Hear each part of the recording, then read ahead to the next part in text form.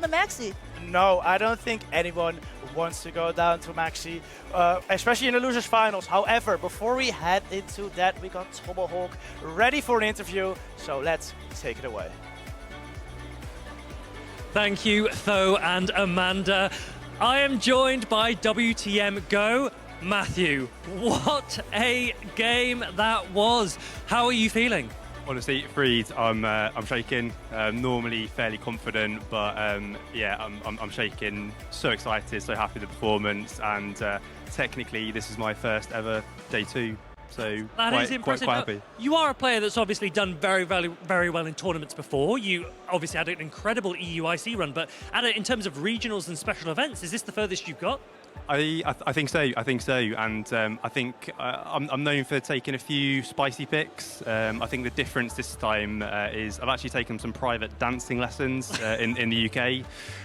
It's taught me how to count steps. It's taught me to time my moves, and it also taught me when you make a mistake in your performance, don't give up. I made a mistake against Martine. I didn't give up. I kept performing. I kept dancing. I'm in day 2. Matt, you have been clearly preparing for this interview for a very long time, and you are smashing it. Talk me through game 1, because I remember seeing a lantern with a Whiscash in the back, but your opponent had a Guzzlord. Was that a big risk you were taking? Yeah, I think when I build on balanced teams, I rely heavily on alignment. I rely heavily on running ABA strategies. To be honest, to comment on the specifics of game 1, I don't have the mental capacity to call it at the minute. I got lucky with the alignment. I think your decision to put Lantern onto Skarmory was a very wise one. That was a very skillful play. Yeah. I knew that was going to happen.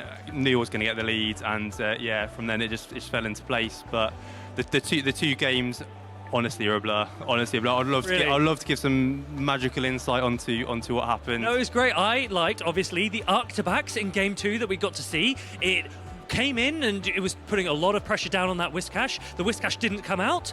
Yeah, I guess on that note, my strategy was I've got Lantern in the back. If I can swap the artibacks in, potentially bring out his Skarmory, then I've got a massive farm down on my Lantern, which can turn into something useful. I was surprised when the Whiscash stayed in as long as it did, and starting to think what could possibly be in the back. Again, slightly scared there could be a Guzz lurking in the back somewhere. As turned out, it was the Gligar. Quite happy with. Yeah. There was one point where you baited with your Lantern in the mirror. You threw a Surf. What were you thinking when that went unshielded?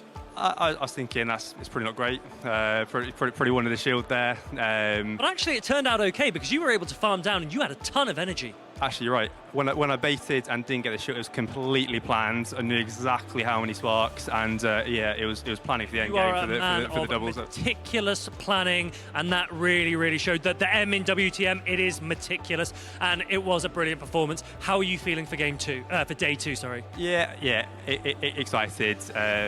Performance has exceeded expectations. Whatever happens for day 2 happens for day 2. Do you have any idea who you're against? Absolutely no idea. I think I've avoided Dean and avoided Stan, which is obviously quite good being teammates. Would you like to play them?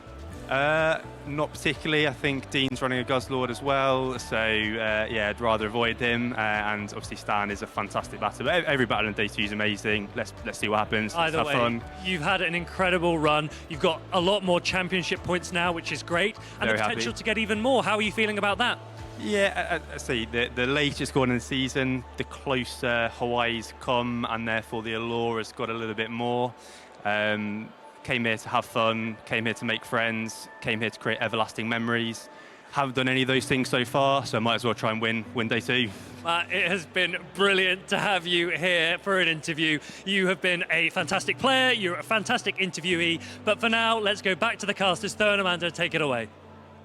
Oh man, I don't know how we're going to be able to top that crew, to be honest. That was a pretty good interview. Thank you, WTMGo, for those amazing insights into your battling strategies and performance. Yeah, I've got to be honest, I'm creating everlasting memories here.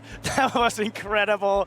Thank you so much for sharing your meticulous strategies. Yeah, and I also think we have a potential for a grudge rematch between Inadequents and WTMGo. We've been seeing some of them already on screen, and I do like to see players, to see how they try to change it up, see if they're able to defeat the person who knocked them down to the losers bracket earlier on in a tournament. I agree. There's always small changes you can make and improve to potentially win out the next time. I think that Wigglytuff does look a little bit tough for a WTM, but maybe if he can rely on the Vigoroth just as much as he just did, he could have a play there if we see that matchup again. Maybe he's looking forward to that. He said he didn't want to face Statistan, he didn't want to defeat Dinoski, so maybe he does want to face Inadequate. Yeah. We're going to go ahead. We're going to jump into the next round of the losers finals here. We have Max